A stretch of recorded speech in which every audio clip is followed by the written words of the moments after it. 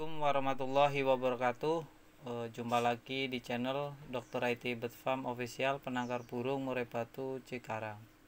Halo teman-teman, apa kabar kalian semua? Pada konten kali ini saya ingin sharing ya, cara melihara atau beternak burung murai batu. Sebelum kita mulai breeding burung murai batu, lebih baik kita observasi atau belajar banyak tentang burung murai batu. Kita bisa belajar dari jenis-jenis burung murai batu. Terus kita juga bisa belajar dengan kategori harga burung murai batu.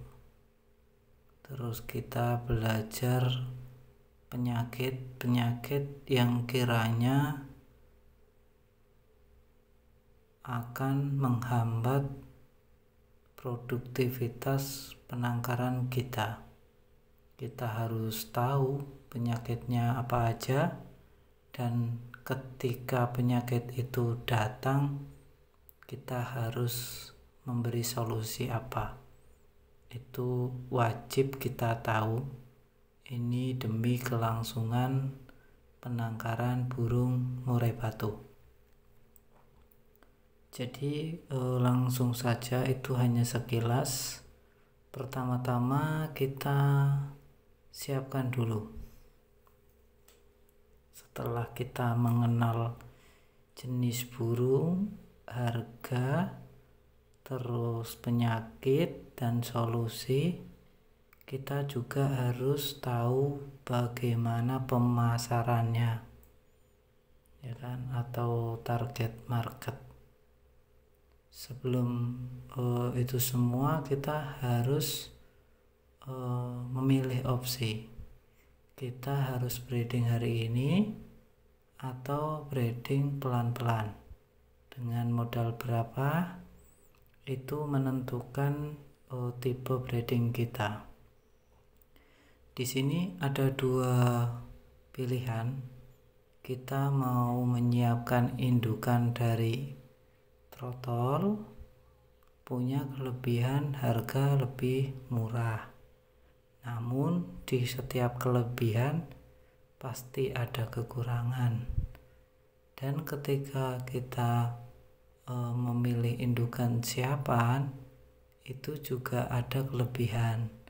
Kelebihannya ya tidak menunggu waktu lama, karena burung siapan secara otomatis sudah siap. Oke, jika itu kita tentukan dengan budget. Jika budget banyak, kita bisa memilih yang siapan. Jika budgetnya minim, kita bisa memilih dengan trotolan. Itu semua bisa didapatkan di penangkaran burung murai batu Dr. IT Bird Farm Official. Kita bantu kedua opsi. Dr. IT Bird Farm siap melayani. Oke, lanjut ya. Yang menentukan opsi itu adalah budget teman-teman semuanya. Jika kita sudah memiliki indukan, kita rawat harian di Dr. IT Bird Farm menggunakan full jangkrik ya. Full jangkrik. Untuk EF tambahannya seperti biasa, ada kroto, ada cacing, terus ada yang namanya ulet hongkong atau kandang. Seminggu sekali atau setiap panen sekali kandang dibersihkan. Itu kembali ke media kandang. Kalau kandang bawahnya pasir, bisa bertahan cukup lama dibersihkannya, karena pasir sifatnya menyerap air. Jadi ketika kotoran jatuh, secara otomatis kotoran akan mengering. Namun jika landasan lantainya lantai kasar atau plesteran, teman-teman harus sering membersihkan, karena kalau tidak sering dibersihkan takutnya banyak virus yang tumbuh di area kandang dan itu berdampak buruk pada kandang burung murai batu kita. Oke, jika kandang sudah, bibit sudah, maka rawatan juga sudah. Kita terus menunggu waktu penjodohan. Nah, dalam penjodohan kita juga harus sabar. Semua konten sudah saya siapkan per masing-masing bagian, dari makanan harian, terus EF tambahan, penjodohan, sampai ke penjualan sudah saya buatkan konten masing-masing. Ini hanya sekilas cara breedingnya, namun tidak bermaksud menggurui, hanya sharing. Oke teman-teman, jika teman-teman semuanya sudah penjodohan jodoh, maka akan ada namanya fase angkut sarang ya. Angkut sarang lalu bertelur. Nah, yang teman-teman perlu ketahui, saat murai batu kita bertelur itu jika zong kita harus ngapain. Nah, itu di depan kita harus tahu nanti ya. Zong itu bisa telurnya yong, maksudnya telur tidak menetas. Itu bisa tidak kawin, atau indukan lemah, atau pola makan kurang nutrisi. Jadi teman-teman, ada beberapa kenapa tidak mau menetas. Salah satunya juga karena tidak diirami juga bisa, atau faktor kelembapan yang terlalu lembab mengakibatkan telur yong juga bisa. Terus ada namanya fase netas terus jadi trotolan ya teman-teman. Kalau udah trotolan gitu, pakan diusahakan full di bawah beserta EF-nya untuk memberi nutrisi terbaik untuk anakan burung murai batu kita. Jika itu sudah dilengkapi, teman-teman tinggal menunggu waktu seminggu. Saat waktu seminggu itu teman-teman bisa memanennya. Jadi diutamakan seminggu ya. Seminggu itu mulai matanya buka tapi masih kecil, dan saat kita kasih makan, burung anakan itu masih bisa kebuka gitu loh. Kalau kita telat sampai 10 hari, itu matanya udah ngelihat, dikasih makan susah, nanti bisa berakibat fatal jika trotolan kita tidak mau makan. Nah, direkomendasiin umur 7 hari. Untuk perawatannya gimana? Perawatannya juga sudah saya share mengenai perawatan trotolan pasca panen. Vitamin yang perlu dikasih apa saja, terus pakannya apa aja, durasi pakannya berapa lama, tutup pakan terakhir jam berapa. Nah, itu sudah saya ulas semuanya.